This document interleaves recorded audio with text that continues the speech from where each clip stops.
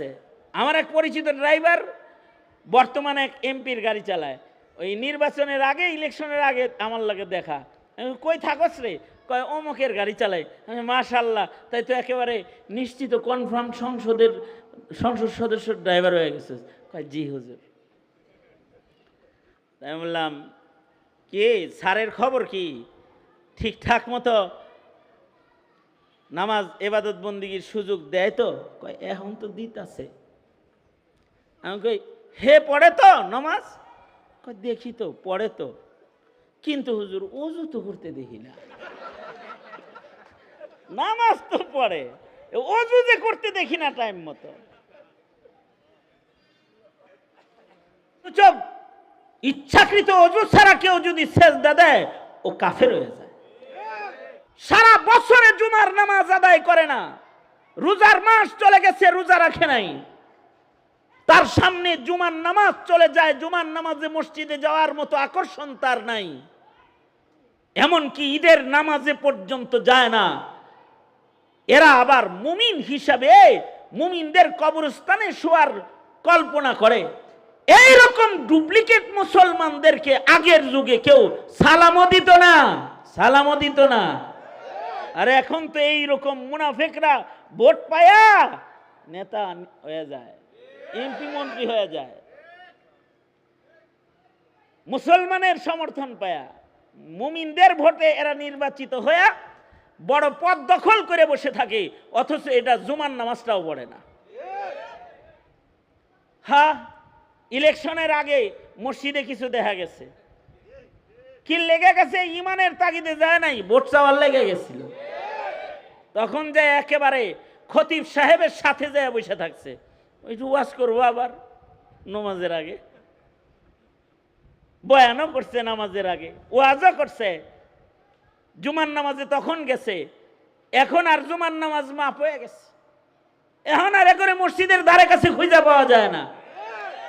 এই বিশ্বাস না হয় আগামী জুমায় তদন্ত করো, যায় যাও, আগামী জুমায় তদন্ত করো, কয়টা এমপি কে মসজিদের পয়লা কাতারে তালাশ করে পাও, যাও আগামী জুমায় দেখো কয়টা মন্ত্রীকে পাও। তো এই পৃথিবীতে যত মানুষ আছে সব মানুষ দুই প্রকার, এক প্রকারের মানুষ জান্নাতি, আর এক প্রকারের মানুষ জাহান্নামী। এক প্রকারের মানুষ উৎকৃষ্ট, আর এক প্রকারের মানুষ নিকৃষ্ট। এক প্রকারের মানুষ উৎকৃষ্ট, আর এক প্রকারের মানুষ নিকৃষ্ট। এক প্রকারের মানুষ জান্নাতি, আর এক প্রকারের মানুষ জাহান্নামী। এই কারণে মৃত্যুর পরে আল্লাহ তাআলা ঠিকানাও দুইটা বানাইছেন, জান্নাত জাহান্নাম। বলেন জান্নাত জাহান্নাম। এখন সিদ্ধান্ত নিতে হবে আমার গন্তব্য কোথায়। যদি আপনার আমার গন্তব্য জান্নাত বানাইতে হয় তাইলে উৎকৃষ্ট মানুষ হইতে হবে, নিকৃষ্ট হওয়া যাবে, উৎকৃষ্ট হইতে হবে। উৎকৃষ্ট মানুষ কারা? উৎকৃষ্ট কি চামড়া সুন্দর মানুষ উৎকৃষ্ট? টাকা পয়সা বেশি হইলে সে উৎকৃষ্ট? স্বাস্থ্যটা ভালো হইলে, মোটা তাজা হইলে উৎকৃষ্ট? উৎকৃষ্ট মানুষ হলো তারা যাদের ঈমান আছে, যাদের আমল আছে, তারা হলো উৎকৃষ্ট। কতটা উৎকৃষ্ট? ঈমান আমলওয়ালা মানুষগুলা, এরকম মানুষ, উৎকৃষ্ট মানুষের দাম কত? ঈমান আমলওয়ালা একটা উৎকৃষ্ট মানুষ যদি এই পৃথিবীতে একজনও থাকে, লা তাকুমুস সাআহ, এই মানুষটার খাতিরে কিয়ামত আল্লাহ তাআলা ঘটাইবেন না। কয়জন? আসমান জমিনের খুঁটি মাত্র একজন মানুষ। যদি একজন মানুষও জমিনের উপরে থাকে, যে মানুষটা আল্লাহর পছন্দের, তাইলে কিয়ামত হবে না। সূর্য সময় মতো উদয় হবে, সময় মতো ডুবে যাবে, চাঁদ আলো দিবে, অক্সিজেন প্রবাহিত হবে, গাছে ফুল ফল আসবে, জমিনে শস্য গজাবে। যদি একটা ভালো মানুষও পৃথিবীর মাটির উপরে থাকে, কারণ একজন ভালো মানুষের মূল্য আল্লাহর কাছে এই দুনিয়া না, খালি একটা ভালো মানুষের দাম আল্লাহর কাছে আল্লাহর জান্নাতের চাইতে বেশি দাম। এই দুনিয়া শতবার বিক্রি করলেও কি জান্নাত কেনা যাবে? একটা ভালো মানুষের দাম জান্নাতের চাইতে বেশি। আর যদি মানুষটা ভালো মানুষ না হয়ে অমানুষ হয়, কিছু মানুষ আছে অমানুষ, নিকৃষ্ট। নিকৃষ্ট মানুষ কিরকম কম দামি? উলাইকা কাল আনআম উলাইকা কাল আনআমি বাল হুম আদাল। আল্লাহ বলেন নিকৃষ্ট মানুষ যারা, এগুলো তো চতুষ্পদ জন্তুর মতন, এর চাইতে খারাপ। অর্থাৎ কুকুরের চাইতে খারাপ, শুয়োরের চাইতে একটা মানুষ খারাপ, নিকৃষ্ট, যদি মানুষটা অমানুষ হয়। মানুষ যদি অমানুষ হয়, তার চাইতে কুকুর ভালো, তার চাইতে শুয়োর ভালো। কুকুর শুকুর তো নাপাক প্রাণী, এর চাইতে মানুষ নিকৃষ্ট আবার কেমনে হয়? এটা বুঝতেও তো কষ্ট হয়। একটা মানুষ, হে আবার কুকুরের চাইতে কম মূল্য কিভাবে হয়? শুয়োরের চাইতে কম মূল্য কিভাবে হয়? কুকুরের নাপাকি খারাপি ছড়ায় অল্প জায়গায়, কিন্তু মানুষ খারাপ হইলে এক ট্রাম্প আর নেতানিয়াহু, দুইটা অমানুষে সারা দুনিয়ার মানুষের শান্তি নষ্ট করে দিচ্ছে। বেশি লাগে? বেশি লাগে? বেশি লাগে না তো। দেখেন না মোটর সাইকেলের লাইন, গাড়ির লাইন যেটা শুরু হয়েছে, এই প্রত্যেকটা পাম্পে দেখে আসলাম 2 কিলোমিটার ব্যাপী মোটর সাইকেল গাড়ির লাইন, 1.5 কিলোমিটার ব্যাপী, 1 কিলোমিটার লাইন। ওই গেছিলাম গতকালকে এক এলাকায়, 2 কিলোমিটার আগের থেকে লাইন। কখন গাড়িতে 2 লিটার তেল ঢুকাবে আর তখন চলবে। 1 লিটার অকটেন তালাশ করে পাইতেছে না, হন্য হয়ে ঘুরছে কয়েক ঘন্টা। শুধু যে জায়গায় হোন্ডাটা বন্ধ হয়েছে ওখান থেকে যেন বাসা পর্যন্ত আনতে পারে, এই জন্য 1 লিটার অকটেন পেট্রোল খুঁজা পাইতেছে না 2-3 ঘন্টা। এই অশান্তির আগুন যে জ্বালালো, কয়জন মানুষ লাগছে? 1000 লোক লাগছে? 1000 লাগে নাই। অমানুষ যদি একটা হয়, তাহলে এক অমানুষের যন্ত্রণায় সারা দেশ অশান্তির দাবানল জ্বলে যায়, আগুন জ্বলে যায়। আর যদি মানুষ যদি একজন ভালো মানুষ হয়, তাহলে তার মূল্য এত বেশি হয়। একজন মানুষের কারণে জমিনের উপরে আল্লাহ পাকের রহমত বর্ষণ হইতে থাকে, একজন মানুষের জন্য। এ কারণে ভালো মানুষ হইতে হবে। ভালো মানুষ, 2টা চোখ আছে, একটা মুখ আছে, 2টা হাত আছে, 2টা পা আছে, দেখতে সুন্দর, এরকম সুরতের নাম মনুষ্যত্ব না, মানুষ না। যার ভেতরে ইনসানিয়ত আছে, মানবতা বোধ আছে, যার ভেতরে আখলাক আছে, সে হইল মানুষ। যার ভেতরে ঈমান আছে, যার ভেতরে নেক আমল আছে, সে হইল মানুষ। ঈমান আছে না নাই বুঝবো কেমনে? মানুষ দামি হয় 2 জিনিস দিয়া, ঈমান, নেক আমল। বলেন, ঈমান, নেক আমল, এই 2 জিনিস দিয়া মানুষের মূল্য হয়। এখন আমি মানুষ হিসেবে আমার ভেতরে ঈমান আছে না নাই, এটা বোঝারও তো দরকার আছে। বোঝার দরকার আছে না? ডায়াবেটিস কত, এটা বোঝার দরকার আছে না? যদি না বুঝা খালি ওষুধ খায়, তাহলে অনেক সময় 0 হয়ে যায়। আর যদি খবর না লয়, তাহলে একেবারে উপরে উঠা সব অঙ্গ প্রত্যঙ্গ খারাপ হয়ে যায়। এটার যেমন মাপার দরকার আছে, মাইপা টাইপা চেক করার দরকার আছে। এই জন্যে মেশিন কিনা লয়, দিনে রাতে শোয়ার আগে আবার ঘুম থেকে উঠা বড়া পেটে খালি পেটে মাইপা দেখে কত আছে। মাঝে মাঝে প্রেসার মাপা শুরু করে দেয়। একবার ট্রেনে যাইতেছি, ট্রেনের ভিতরে অস্ত্র বাইর করে মাপা শুরু করছে। একটা লাগাই দিল, নিজের প্রেসার মাপলো, মানে ব্যাগের ভিতরে লইয়াই ঘুরতেছে, প্রেসার কি হাই না লো মাপতেছে। প্রেসার মাপলা, ডায়াবেটিস মাপলা, নিজের ঈমান মাপছ নেই কোনোদিন? ঈমান কয় কেজি আছে ভিতরে? অথবা কয় ছটা কাছে নাকি জিরো হয়ে গেছে, কখনো মাপার ধান্দাই করো নাই। যেই জিনিস মাপতেছো এটা দিয়ে তোমার হয়তো দুনিয়ার এই শান্তি অশান্তি মিশ্রিত জগতে তোমার শারীরিক সুস্থতার একটা খবরদারি হবে। আর ঈমান এটা না মাপলে দোজখের আগুনে যেতে হবে। ঈমান যদি কারোর নষ্ট হয়ে যায় তাহলে তার জায়গা হয়ে যাবে জাহান্নাম। এখন ঈমান আছে না নাই এটা বুঝবে কেমনে? 1400 বছর আগে আল্লাহর নবী সাইয়্যিদুল মুরসালিন রহমাতুল লিল আলামিন, আপনার আমার নবী, আপনাকে আমাকে ঈমান মাপার যন্ত্র দিয়ে গেছে।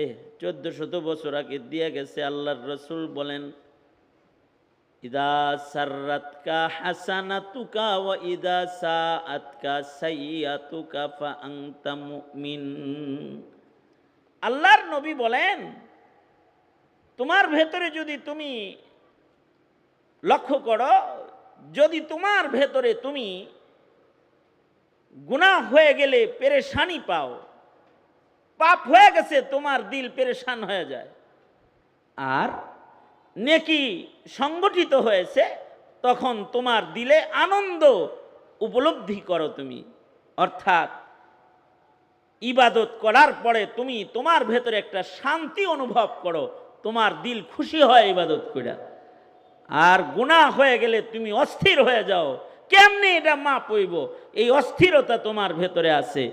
যদি এই দুই জিনিস কারোর ভেতরে পাওয়া যায় তো আল্লাহর রসুল বলে তাইলে সে মনে রাখতে পারে সে ঈমানদার, তাহলে সে ঈমানদার। কিছু মানুষ আছে না, তার ইবাদত হইল পেরেশানির বিষয়, আজান হইলে সে পেরেশান, কেমনে মসজিদের কাছ থেকে দূরে যাইব। আছে না নাই? জোরে বলেন, আছে না নাই? এতক্ষণ হুজুরের লগেই কথা কইতাছিল, একটু আগে যখন আজান হইছে ইমাম সাহেব তো মসজিদে ঢুকবো, এখন তার পেরেশানি যে কেমনে যাম হইতে। কারণ হুজুরের হাত ধরা থাকলেই তো উনি টাইম না নিজের হাতে দায়িত্ব সহকারে আমার মসজিদে লয়ে যাব। এই জন্যে ফাঁক ফোকর তালাশ করতেছে খালি কাটটা পড়ার, যেন মসজিদের ভিতরে ঢুইকা সেজদা দিতে না হয়। তার মানে মসজিদের আজান তার পেরেশানির কারণ হইছে। এরকম কমবখ্ত, এরকম নালায়েক সমাজে জমিনে আছে না নাই? যার ইবাদত বন্দিগি ভাল লাগে না। অবশ্য ইবাদতের জন্য আকর্ষণ নাই, কিন্তু গুনাহের আকর্ষণ আছে, এটা দেখা যায়। পাপের আকর্ষণ মেলা, অনেক বেশি পাপের আকর্ষণ। ঢোলের বাড়ি শুনলেই হে যেন তরুতাজা হয়ে ওঠে, আছে না কিছু? হেরে যদি গুনাহের গ্রান ট্রান শোনানো হয়, শোনানো হয়, তাহলে একটু তাজা হয়ে ওঠে আর কি, এরকম কিছু আছে। এই হালাতগুলা তার বেঈমানির লক্ষণ। তার ভিতরে ঈমান নাই। ভিতরে কি নাই? জোরে আওয়াজ করে বলেন, কি নাই? ঈমান নাই। আর যদি কারোর মধ্যে এই খুশি পাওয়া যায়, আজকে 5 বেলা নামাজ তাকবীরের সাথে মহান রব্বুল আলামিন পড়াইছে, 5 বেলা তাকবীরের সাথে নামাজ পড়ছে, এই খুশিতে তার দিল খুশ হয়ে গেছে। জামাতের সাথে জুমার নামাজটা পড়ছে,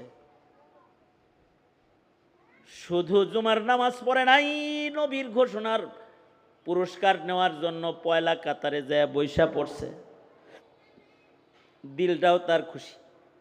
আলহামদুলিল্লাহ, আল্লাহ তাআলা পয়লা কাতারে জুমার নামাজ পড়াইছেন। এই যে ইবাদত করার পরে একটা খুশি যদি কারোর ভেতরে পাওয়া যায়, তাহলে এই খুশি তার ঈমানের লক্ষণ, তার ভেতরে আসলে ঈমান আছে। আর যদি ঘুমাইছে সারা রাত ফেসবুক চালায় ফজরের নামাজ তো ঘুমে গেছেই, জুম্মার নামাজ শেষ কইরা বাপে আয়া দেখে ছেলে ঘুমাইতেছে। এরকম যোগ্য ছেলেরও অভাব নাই যে ঘুমায় এরকম, এটা ওর যোগ্য, খুব ঘুমের যোগ্যতাও নেই। সারা রাত উল্টা পাল্টা সময় কাটায় রাতের আরামের ঘুমের সময় নষ্ট করছে, ফজরও ঘুমে গেছে, এমনকি জুমার নামাজ এটাও ঘুমের ভিতরে চলে গেছে। বিলকুল কোনো পেরেশানি তার নাই, সে যে জুমার নামাজও পড়ে নাই।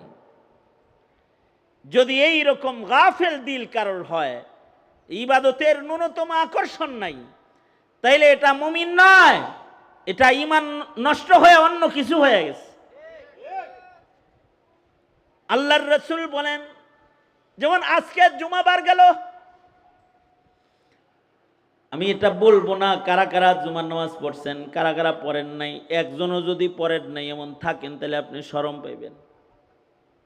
এ কারণে এটা বলবো না কারা কারা জুমার নামাজ পড়েন নাই। তবে আল্লাহর রাসূলের একটা ওয়াঈদ আপনার কানে পৌঁছায়া দিয়ে যাই। আল্লাহর রাসূল বলেছেন, খুব খেয়াল করে শুনেন, যারা এমন সন্তান ঘরে লালন পালন করেন যে আপনার সন্তান জুম্মার নামাজটাও পড়ে না, ইমানদার সন্তান পালতাছেন না, আর নবীর ভাষ্য অনুযায়ী মুনাফিক পালতেছেন।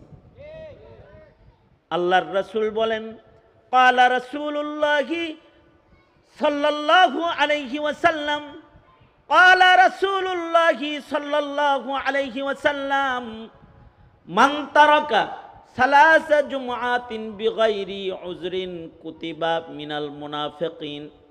আল্লাহর রাসূল বলেন, কেউ যদি ইচ্ছাকৃত 3টা জুমা লাগাতার বর্জন করে আল্লাহ তাআলা নারাজ হইয়া এমন কমবখতের নাম মহান রব্বুল আলামিন মুনাফিকের লিস্টে উঠায়া দেয়। ইমানদারের খাতায় নামই থাকে না। এই শুধু এই যন্ত্রটা দিয়া যদি সমাজের মুসলমানদের ঈমান মাপেন, তাহলে কত মুনাফিক পাবেন। মুনাফিকের সংখ্যা তাহলে কিরকম হইব আন্দাজ করে লয়েন নিজেরা নিজেরা। সব হিসাব মূল্যায় করে দিব। আপনি ভাত খান না, আপনি একটু হিসাব করে লয়েন যে এলাকায় মুনাফিকের সংখ্যা কত।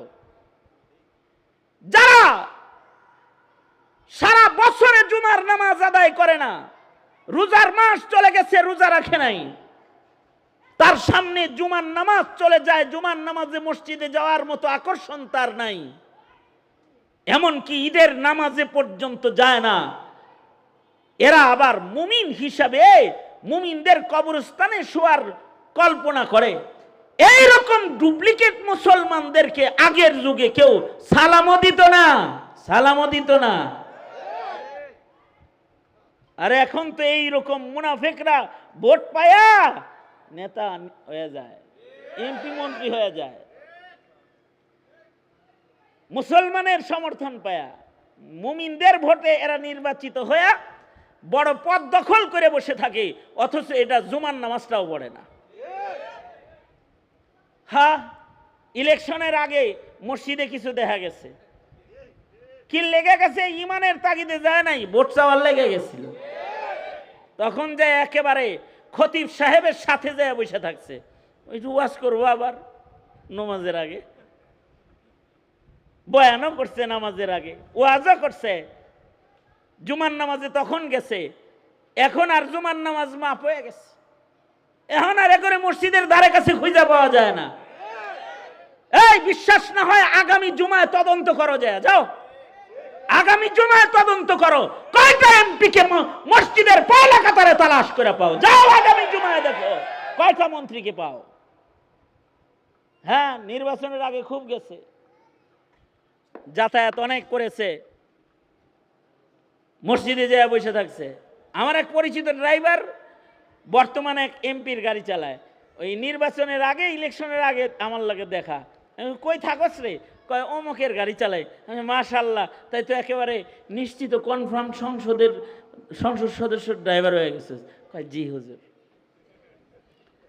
তাই বললাম, কি স্যারের খবর কি, ঠিকঠাক মতো নামাজ এবাদত বন্দিগির সুযোগ দেয় তো? কয় এখন তো দিতাছে। আমি কই হে পড়ে তো নামাজ?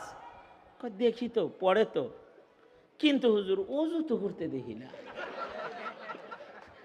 নামাজ তো পড়ে, ওযু যে করতে দেখি না টাইম মতো।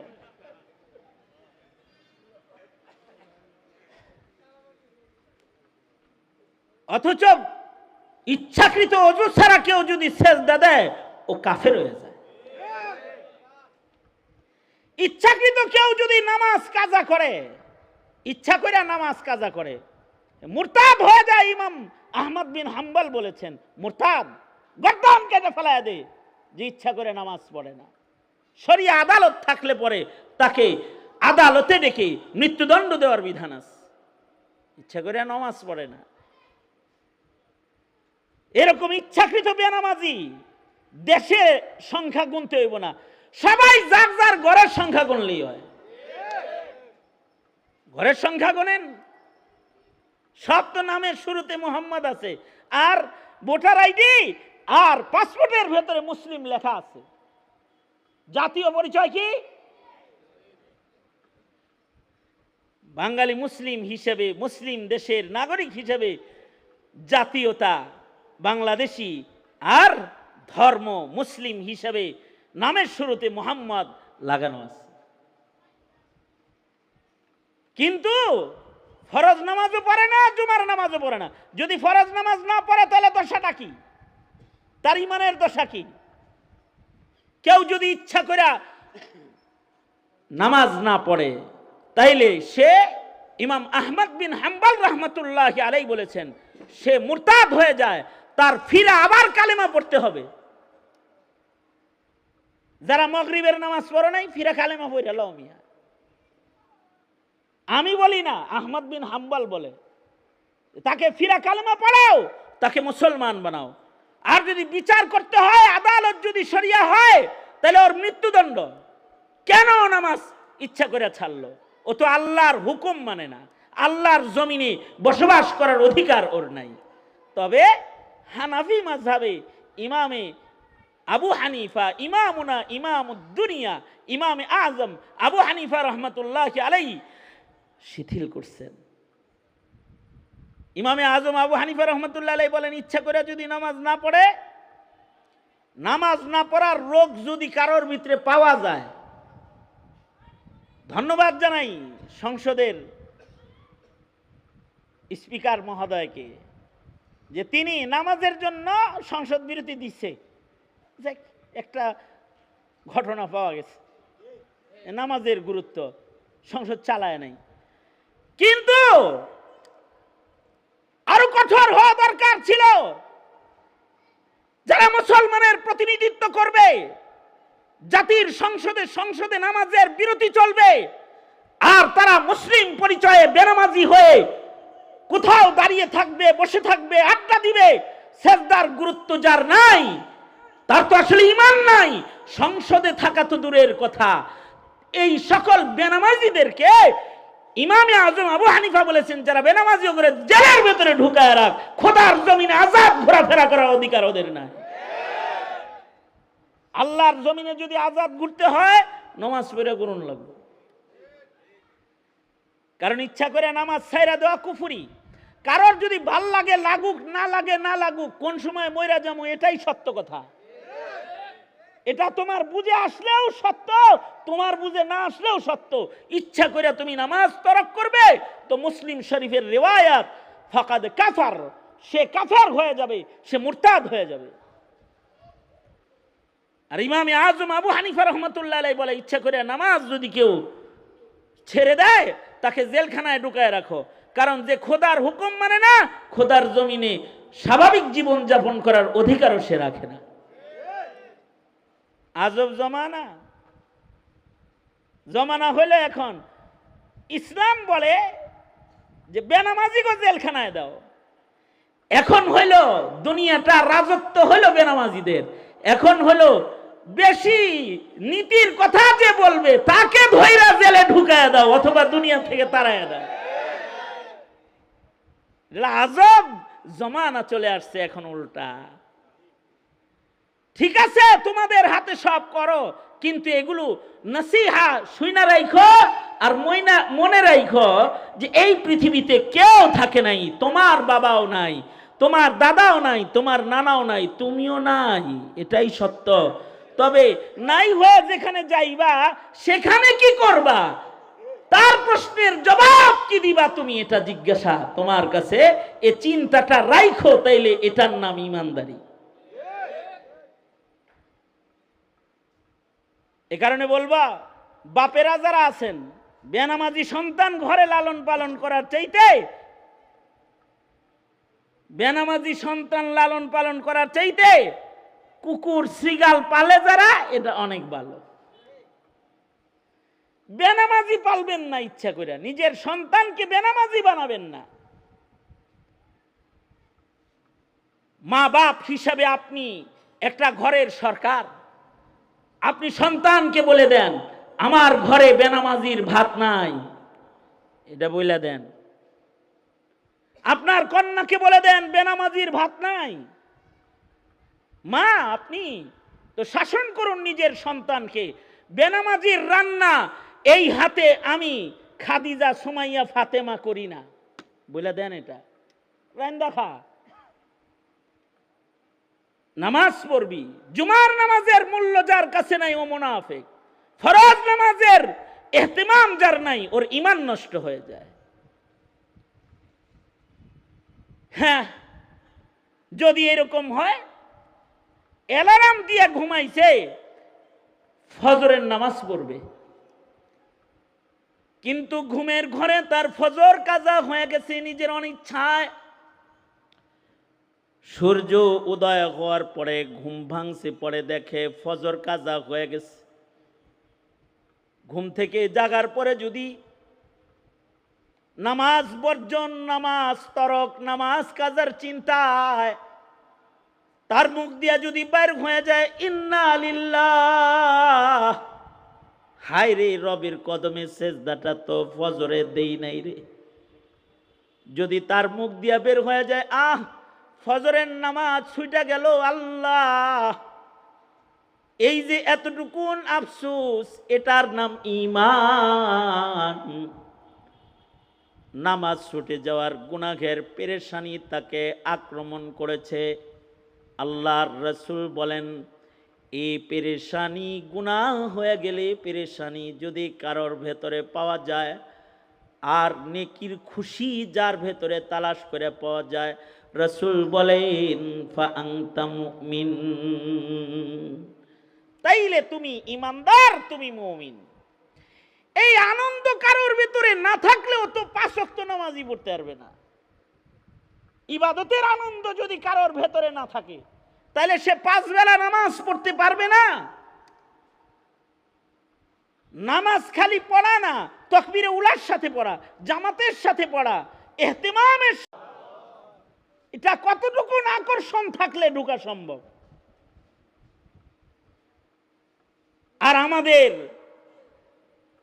জিন্দেগিতে ফরজ নামাজের গুরুত্বহীন, এরপরেও বড় দাবি, হুজুর নামাজ না পড়লে কি হইব, ভিতরে ঈমান আছে, ঈমান আছে, বুক থাপড়ায় আর কয় ঈমান আছে। সুতরাং নওজোয়ান যুবকেরা যারা আছে, আর নামাজ কাজা করবা কেউ? জোরে আওয়াজ করে বলো, আওয়াজ করে বলো, করবা কেউ নামাজ কাজা? হাত তুলা বলো, ওয়াদা করো, জোরে করে বলো, ইয়া আল্লাহ ওয়াদা করিতেছি আর কোনদিন ইচ্ছাকৃত নামাজ কাজা করব না, ইনশাআল্লাহ। জোরে আওয়াজ করে। যদি খালিস ওয়াদা এটা হয়, তাহলে মহান রব্বুল আলামিন তওবাকারীর পেছনের গুনাহ মাফ করে দেওয়ার ওয়াদা করছেন। সুতরাং আমি যেটা বলতেছিলাম, নিকৃষ্ট মানুষ হলে বিপদ, নিকৃষ্টদের জন্য জায়গা নিকৃষ্ট, যারা নিকৃষ্ট তাদের জন্য রব্বুল আলামিন জাহান্নাম বানাইছেন। জাহান্নামও নিকৃষ্ট জায়গা, ইন্নাহা সাআত মুস্তাকাররা ওয়া মুকামা। আর উৎকৃষ্ট যারা তাদের জন্য জান্নাত বানাইছেন খালিদিনা ফিহা লা ইয়াবগুনা আনহা হিওয়ালা। উৎকৃষ্টদেরকে মহান রব্বুল আলামিন জান্নাতের ভেতরে চিরদিন জায়গা দিয়া চিরদিনের জন্য জান্নাত পুরস্কার হিসেবে তাকে দিবেন। কোনো দিন জান্নাত থেকে আর বের হতে হবে না। সম্বল বেশি নয়, একটা সম্বল হলো ঈমান, আর একটা সম্বল হলো নেক আমল। ইন্নাল্লাযীনা আমানু ওয়া আমিলুস সালিহাত উলাইকা হুম খায়রুল বারিয়াহ। ইন্নাল্লাযীনা আমানু ওয়া আমিলুস সালিহাতি উলাইকা হুম খায়রুল বারিয়াহ। যাদের ঈমান আছে, যাদের নেক আমল আছে, যারা ঈমানওয়ালা আমলওয়ালা, তারা সৃষ্টির শ্রেষ্ঠ, তাদের রব্বুল আলামিন জান্নাত দান করবেন। চামড়া কালা হইলেও তাকে জান্নাত দিবেন। আল্লাহ তাআলা গরিব হইলেও তাকে ফেরদাউস জান্নাত দিবেন। কারণ আল্লাহর কাছে দামি হইতে সুন্দর চেহারা, সুন্দর বাড়ি, সুন্দর গাড়ি, সুন্দর শান শৌকতওয়ালা জিন্দেগি লাগে না। আল্লাহর কাছে দামি হইতে সম্বল লাগে, ঈমান লাগে, বান্দার কিছু নেক আমল। সুতরাং শ্রমিকেরিয়া ইনকাম তোমার কম, ভাঙ্গা ঘরে থাকো, কিন্তু ঈমান আমল ঠিক করো। তোমার গায়ের চামড়া কালা, কেউ তোমারে পছন্দ করে না, তোমার ঈমান আমল ঠিক করো, তুমি আল্লাহর পছন্দের, আল্লাহর কাছে পছন্দের। নবীজির কাছে একটা কালা লোক আসা যাওয়া করতো, নাম জহের বিন হারাম। একদিন নবীজি সাহাবীদের লিয়ে বয়ে রইছে, আর সে আসছে। নবীজি বলে কি বলে নবীজি? নবীজি বলে, এই যে কালো লোকটা আসছে না, ও আমার গ্রামের বন্ধু, আর আমি মুহাম্মদ ওর শহরের বন্ধু। নবীজি পরিচয় করাই দিতেছে। নবীজি কাউকে বন্ধু বলল, তার মানে কি? নবীজি তো আসলে আল্লাহর বন্ধু। নবীজি হাবিবুল্লাহ, নবীজি আল্লাহর বন্ধু। নবীজি কাউকে বন্ধু বলছেন, তার মানে হাবিবুল হাবিবি হাবিবুন।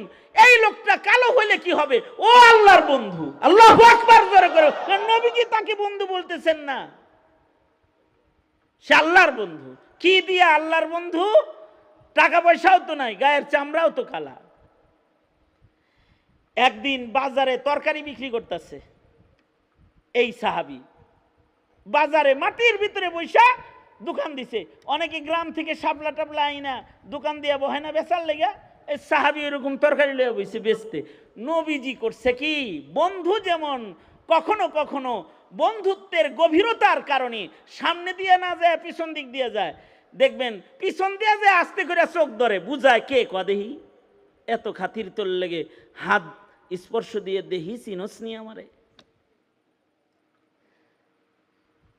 আবার পিছন থেকে এমনে ধরে, আমারে বীরের ভিতরে একজন এমনে ধরছে, ডাইনেও ঘুরতে দেয় না, বামেও দেয় না, বুঝায় যে কে হাত দিয়ে ধরছি, বুঝোস না? এত কাছে থাকি, এত হাতাই, এত হাতের স্পর্শ হয়, আজকে বীরের ভিতরে আমার হাতটা চিনস না, কে বুঝাইতে চায়। যদি চিন না লায় তাহলে দিল খুশ হয়ে যায়, আর না চিনে তাহলে কয় হুদাই, সামনে গেলে কয় আই লাভ ইউ, পিছন ভাই বুঝো না তো। আল্লাহর রাসূল সাল্লাল্লাহু আলাইহি ওয়াসাল্লাম সাহাবীর সামনে দিয়ে না যায়, পিছন দিক দিয়ে গেছে। পিছন দিক দিয়ে যায় আল্লাহর নবী এই সাহাবীর পিছনে মাটির মধ্যে লেপটা দিয়া আল্লাহর রাসূল বৈশা পড়ছে। বৈশা নিজের হাত দুইটা সাহাবীর বগলের নিচ দিয়ে ঢুকায়া বুকের ভিতরে জাপটা দিয়ে ধরছে, আর বুঝাইতে চায়, বলো তো কে? সাহাবী কি রাসূল চেনে না?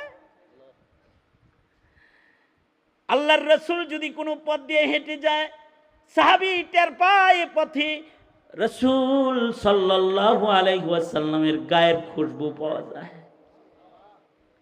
সেখানে সাহাবীকে আল্লাহর রাসূল জড়ায় ধরছে। সাহাবী তো চিন্না বলাইছে, সাহাবী এমন চিনাই চিনছে,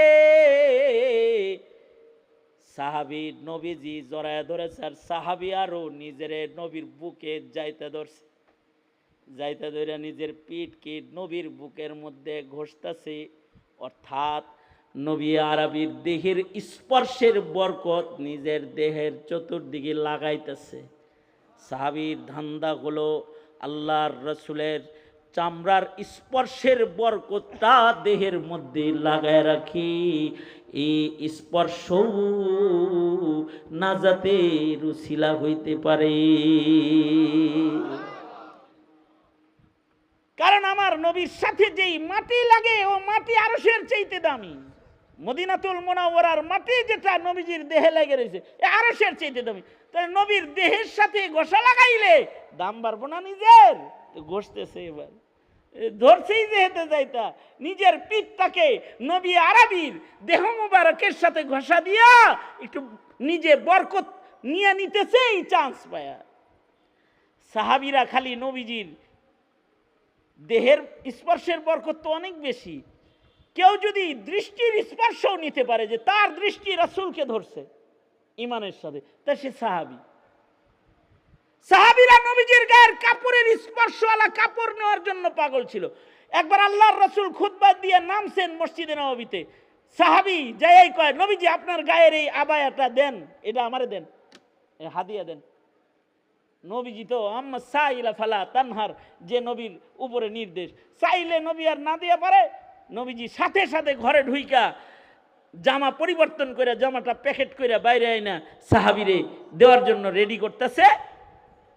এদিক দিয়া মসজিদের সাহাবীরা হেরে ধরছে, হেই নবীজির জামা চালিগা চালিগা, নবীর জামা গায়ে দিয়ে ঘুরবা, চাইলা কেন এটা?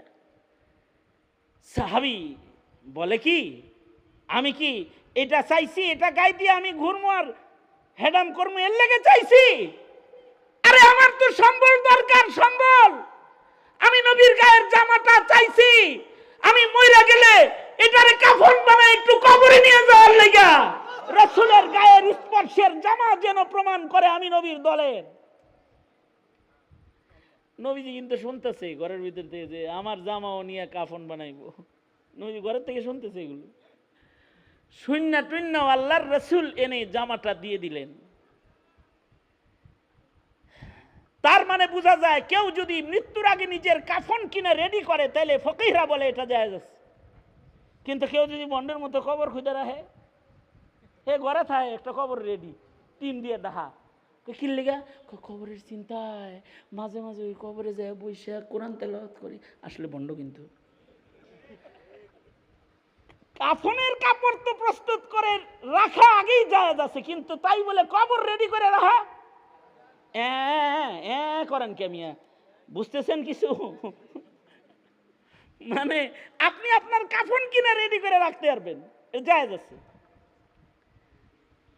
অথবা আমার এক ভক্ত আমারে এসে কয়, যার যার আবেগ এক এক রকম আবেগ। আমার এক ভক্ত, আমি হজে যাব গত 2 বছর আগে আমার কাছে আসছে, আমি এহরাম পড়ছি তখন আইছে একেবারে আয়া আমার এহরামটা দইরাই কইতাছে, এইটা আবার হজ উমরা শেষ কইরা কাউরে দিয়ে দিয়েন না। এটা আমি চায় রাখলাম। কেন নিবা কেন? কয়ে আমি তো গরিব মানুষ, আমি কাবা তো অফ করতে পারবো না, এই কাপড়টা তো কাবা তো অফ করবো, আরাফা মিনা মুজদালিফায় যাইব, এটা আমি কাফন বানায় নিবার চাই। আমি দেখলাম এটা জায়েজ আছে, তো কেউ যদি কাফন প্রস্তুত করে জায়েজ আছে, না করি কেমনে? তা আমি বললাম ঠিক আছে দিমুনি। হায় হায়, আমি হজের থেকে আসার পরে খবর পাওয়ার সাথে সাথে কাফনের লেগে হাজির। তুই কি করবো, দিয়ে দিস।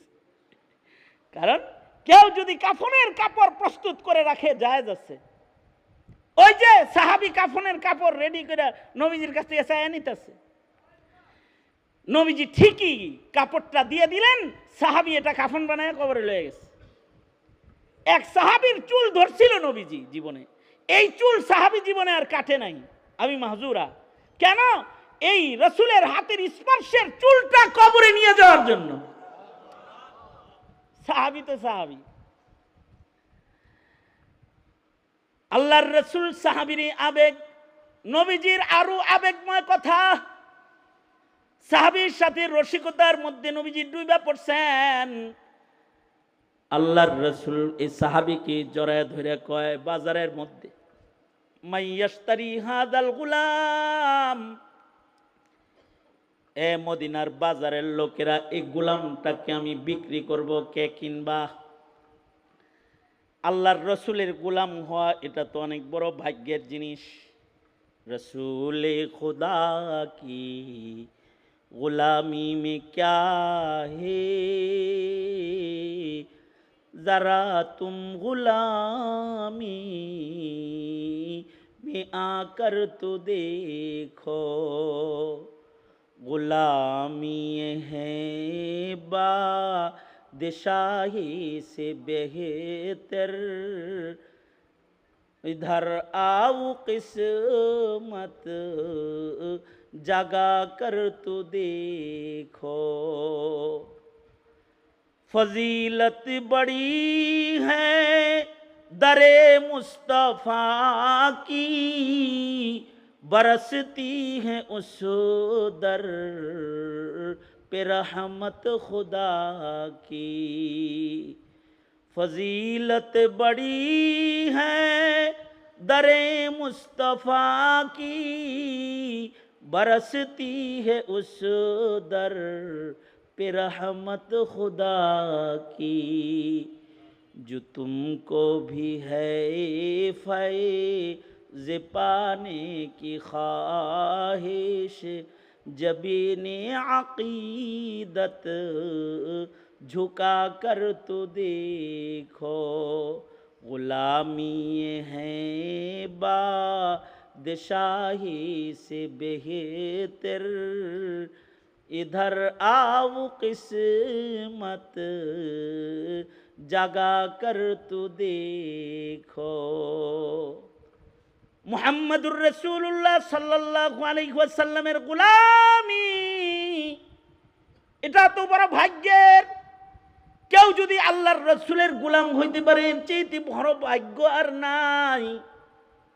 সেখানে আল্লাহর রসুল সাহাবীকে বলে, কে আসোস রে এই বাজারে, এই গোলামটা বেচমু।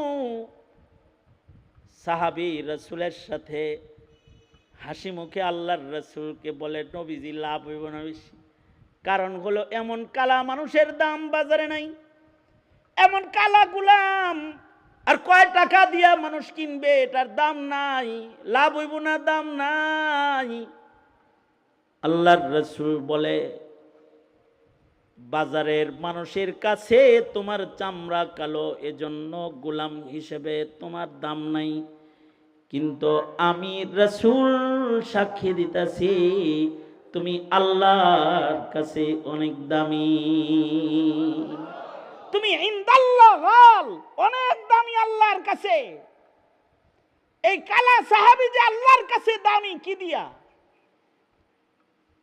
তার ঈমান দিয়া, তার আমল দিয়া। ইনশাআল্লাহ ঈমান আমলের যত্ন করব, ইনশাআল্লাহ বলেন। নারীদের ঈমান আমলের যত্নের জন্য এই মাদ্রাসা আমিনাতুন নিসা, এই মহিলা মাদ্রাসা, নারীদেরকে এখানে পাঠাবেন, ওদের ঈমান আমল ঠিক হয়। আল্লাহ তাআলা এই মাদ্রাসাকে কবুল করুক।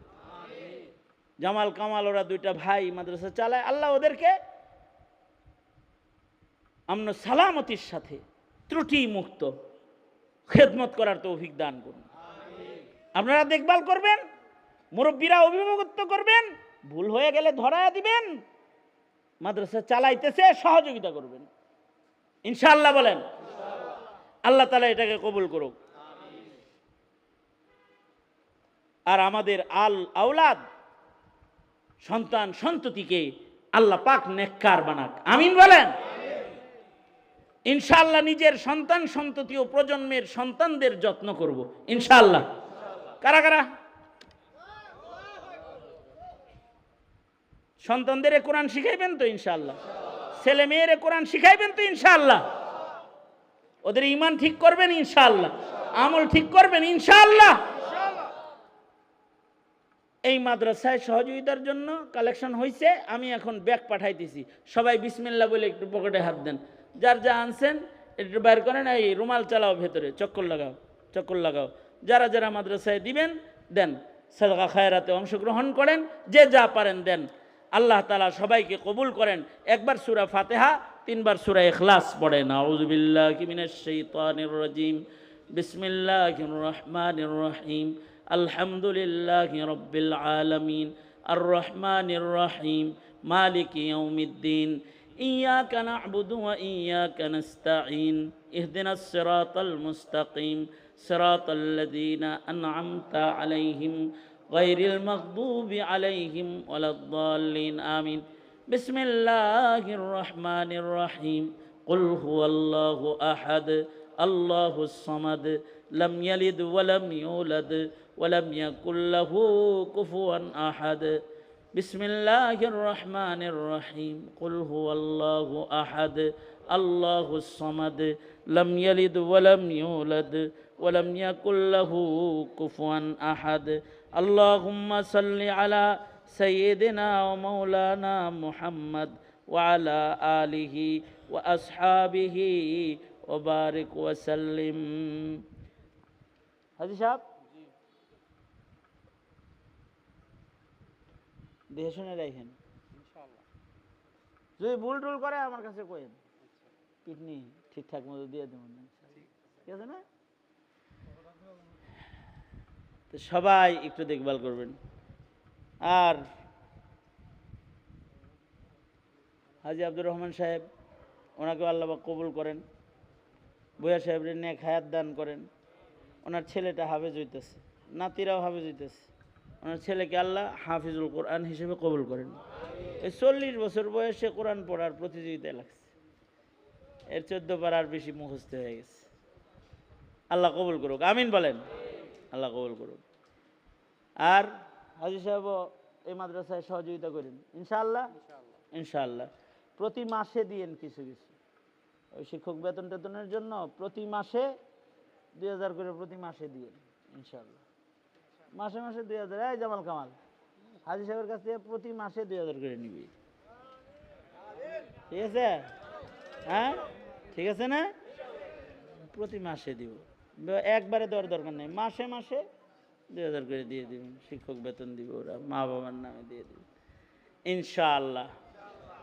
আল্লাহ কবুল করেন।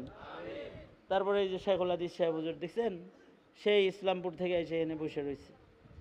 তারপরে জুনায়েদ ভাই গেছে নাকি? হ্যাঁ, আরও ওলামা হজরতরা অনেকে আছে। এই যে আলেম ওলামাদের সাথে একটা সম্পর্ক আপনাদের এলাকার, এই সম্পর্ক আল্লাহ পাক দিন দিন আরও মজবুত করেন। দরুদ শরীফ পড়েন, সাল্লাল্লাহু আলা সাইয়্যিদিনা ওয়া মাওলানা মুহাম্মদ ওয়া আলা আলিহি ওয়া আসহাবিহি ওয়া বারিক ওয়া সাল্লিম। আল্লাহুম্মা সাল্লি আলা সাইয়্যিদিনা ওয়া মাওলানা মুহাম্মদ ওয়া আলা আলিহি ওয়া আসহাবিহি ওয়া বারিক ওয়া সাল্লিম। আলহামদুলিল্লাহি রাব্বিল আলামিন, ওয়াসসালাতু ওয়াসসালামু আলা সাইয়্যিদিল আমবিয়া ওয়াল মুরসালিন মুহাম্মাদিন ওয়া আলা আলিহি ওয়া আসহাবিহি আজমাইন। সুবহানাল্লাহি ওয়া বিহামদিহি, সুবহানাল্লাহিল আযীম। রব্বুল আলামিন, মধ্যরাত হয়ে গেছে, তোমার বান্দাদেরকে নিয়ে কিছু কথা বলেছি, ভিক্ষুকের মতো হাত বাড়ায় ধরেছি। এ আল্লাহ, জিন্দেগীর সব গুনাহ মাফ করে দাও। মাদ্রাসা আমিনাতুন নিসাকে কবুল মঞ্জুর করে নাও। এ আল্লাহ রব্বুল আলামিন, যারা সাদাকা খায়রাত করেছে তাদের সাদাকাগুলো কবুল করে নাও। রব্বুল আলামিন, ঘনবসতি এই অত্র এরিয়ায় দ্বীনি প্রতিষ্ঠানের বহু জরুরত, এলাকায় নারীদের ছেলেদের যত মাদ্রাসা আছে সব মাদ্রাসাগুলোকে কবুল মঞ্জুর করে নাও। এর ওসিলায় মুসলিম সন্তানদেরকে ঘরে ঘরে নেককার পরহেজগার বানায় দাও, হাফেজ আলেম পয়দা করে দাও, আলেমা পয়দা করে দাও। আল্লাহ রব্বুল আলামিন, বুড়াদের হযরত আবু বকর বানায় দাও। সভাপতি সাহেব আমার অত্যন্ত মোহাব্বতের মুরিদ, রব্বুল আলামিন ভূঁইয়া সাহেবকে নেক হায়াত লম্বা করে দাও। রব্বুল আলামিন, আমরা যারা এখানে বসে রয়েছি, ইয়া আল্লাহ সকলকে দিন বোঝার তৌফিক দাও, দিন মানার তৌফিক দাও। অসুস্থ রোগীদেরকে সুস্থ করে দাও। ইয়া আল্লাহ ঋণগ্রস্তকে ঋণ মুক্ত করে দাও, পেরেশান বান্দার পেরেশানি দূর করে দাও রব্বুল আলামিন। ইয়া আল্লাহ জানি না কার মা নাই কার বাবা নাই, নিজের হাতে যারা নিজের মা কবরে রাখছে, নিজের হাতে নিজের বাপ কবরে রেখেছে, আল্লাহ যাদের মা বাপ কবরে চলে গেছে তাদের পিতামাতার কবর জান্নাতের বাগান বানায় দাও আল্লাহ।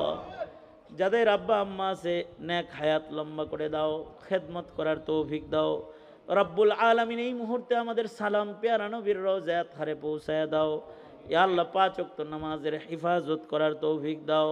ইয়া আল্লাহ কোরআনের তেলাওয়াত করাও, জিকির করাও, দুরূদ পড়াও, আমলের লজ্জত দাও, গুনার ঘৃণা দিলের ভেতরে বসায় দাও।